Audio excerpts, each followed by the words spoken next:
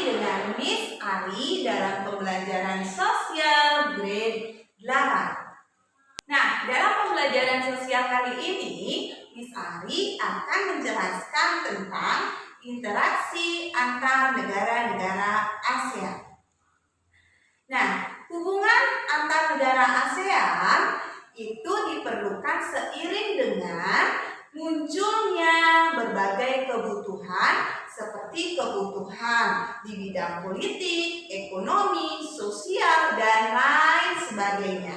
Dengan munculnya berbagai kebutuhan tersebut, maka dibutuhkanlah sebuah kerjasama untuk memenuhi kebutuhan tersebut. Nah, sekarang kita harus cari tahu dulu, apa sih itu kerjasama? Nah, kerjasama itu adalah seperti berikut ini. Nah, sekarang kita akan pelajari lebih lanjut apa saja faktor pendorong dan penghambat sebuah kerjasama. Nah, faktor pendorong sebuah kerjasama adalah seperti berikut ini.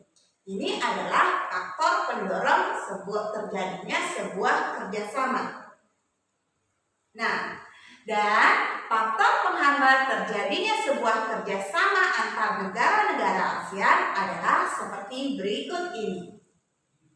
Ini adalah faktor penghambat terjadinya sebuah kerjasama. Nah, itu dia.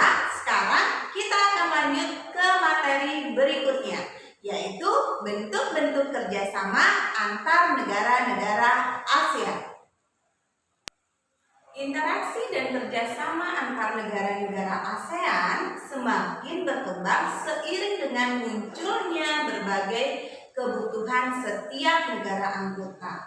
Nah, hal ini yang terkadang menimbulkan berbagai permasalahan akibat dari keinginan masing-masing negara anggota ASEAN untuk memenuhi kebutuhan negaranya. Nah, kemudian organisasi internasional itu membentuk suatu organisasi untuk mengatasi dan meminimalisir masalah yang dapat ditimbulkan dari interaksi antar negara-negara di berbagai bidang. Bentuk-bentuk kerjasama negara-negara ASEAN. Bentuk-bentuk kerjasama negara-negara ASEAN itu dapat diimplementasikan oleh masyarakat anggota negara ASEAN. Nah, pengimplementasian tersebut dapat diwujudkan dalam 3 pilar masyarakat ASEAN. Yang pertama adalah ASEAN Security Community. Yang kedua, ASEAN Economic Community. Yang ketiga, ASEAN Social Cultural Community. Nah, bentuk-bentuk kerjasama negara-negara ASEAN yang pertama di bidang ekonomi, tujuannya adalah untuk menciptakan pertumbuhan ekonomi yang merata. Bentuk kerjasama yang kedua di bidang sosial budaya adalah untuk menciptakan kerukunan dan kemajuan bersama. Yang ketiga, bentuk kerjasama yang ketiga di bidang politik dan keamanan itu adalah menciptakan stabilitas keamanan dan perdamaian antar negara-negara ASEAN.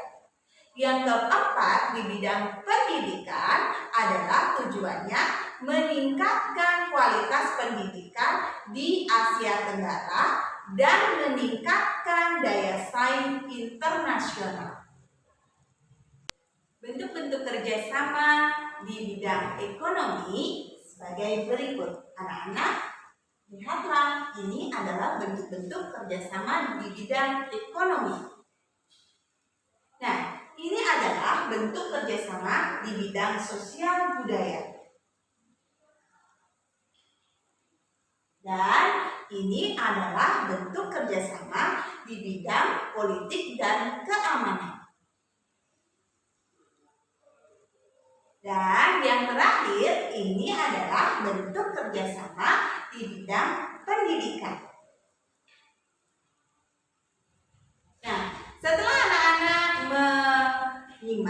bentuk-bentuk kerjasama di bidang ekonomi, sosial budaya, politik dan keamanan, dan yang terakhir di bidang pendidikan. Sekarang Misari akan memberikan pengaruh kerjasama terhadap kehidupan ekonomi di negara-negara Asia. Ini adalah pengaruh kerjasama terhadap ekonomi di negara-negara Asia. Anak-anak dapat melihatnya. Dan yang ini adalah pengaruh kerjasama terhadap kehidupan sosial di negara-negara Asia. Dan ini adalah pengaruh kerjasama terhadap kehidupan budaya di negara-negara Asia. Dan yang ini adalah pengaruh kerjasama terhadap kehidupan politik di negara-negara Asia. Dan yang terakhir, ini adalah pengaruh kerjasama terhadap kehidupan pendidikan di negara-negara Asia. Nah, itu dia pengaruh kerjasama terhadap 5 bidang kehidupan.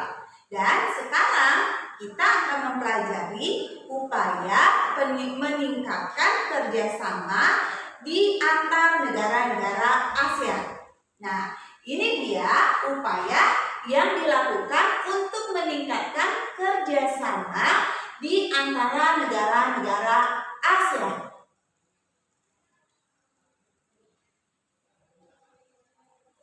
Nah, anak-anak, itu dia pembelajaran kita hari ini tentang interaksi antar negara-negara ASEAN. Nah, sampai di sana dulu pembelajaran kita hari ini. Sampai ketemu pada pembelajaran berikutnya. Tetap semangat dan sampai jumpa. Dah.